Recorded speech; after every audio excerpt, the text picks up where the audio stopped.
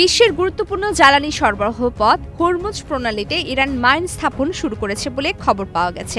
মার্কিন গোয়েন্দা তথ্যের বরাত দিয়ে সংশ্লিষ্ট সূত্র জানিয়েছে, গত কয়েকদিনে সেখানে কয়েক ডজন মাইন বসানো হয়েছে।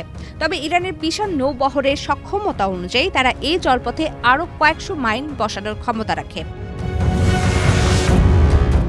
এদিকে মাইন স্থাপনের খবর আসার পরপরই কঠোর ওদের স্বপ্ন পূরণে পাশে থাকতে পেরে আমরা গর্বিত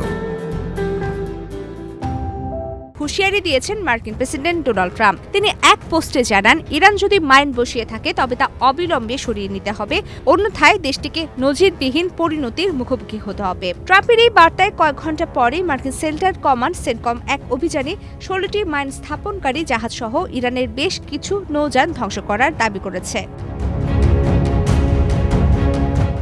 মার্কিন প্রতিরক্ষা মন্ত্রী পিট হেগসেথ জানিয়েছেন, প্রেসিডেন্টের নির্দেশে মার্কিন বাহিনী সূক্ষ্মভাবে ইরানের মাইন স্থাপনকারী নৌযানগুলো নিশ্চিহ্ন করেছে। সেন্টকম এই অভিযানের ভিডিও প্রকাশ করে জানিয়েছে, সন্ত্রাসীদের হাতে হরমুজ প্রণালীকে জিম্মি হতে দেওয়া হবে না।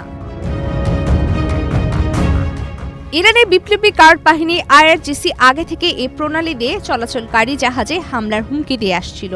বর্তমানে পরিস্থিতি এতটাই ঝুঁকিপূর্ণ যে বিশেষজ্ঞরা একে ডেথ ভ্যালি বা মৃত্যু উপত্যকা হিসেবে অভিহিত করেছেন।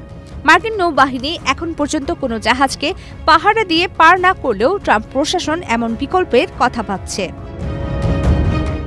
এই উত্তেজনার ফলে বিশ্ববাজারে তেলের দামে চরম অস্থিরতা দেখা দিয়েছে। প্রতিদিন প্রায় ১,৫০,০০,০০০ ব্যারেলে অপরিশোধিত তেল এই অঞ্চলে আটকা পড়ে আছে। বিকল্প পথ না থাকায় ইরাক ও কুয়েতের মতো দেশগুলো বড় সংকটে পড়েছে। পরিস্থিতি সামাল দিতে G7ভুক্ত দেশগুলো জরুরি ভিত্তিতে তেল ছাড়ার ইঙ্গিত দিয়েছে। মঙ্গলবার তেলের বাজার দর ব্যারেল প্রতি $৮০ থেকে $৯০ মধ্যে ওঠানামা করেছে। প্রমিতি কিবরিয়া ইসলাম, বাংলাদেশ প্রতিদিন।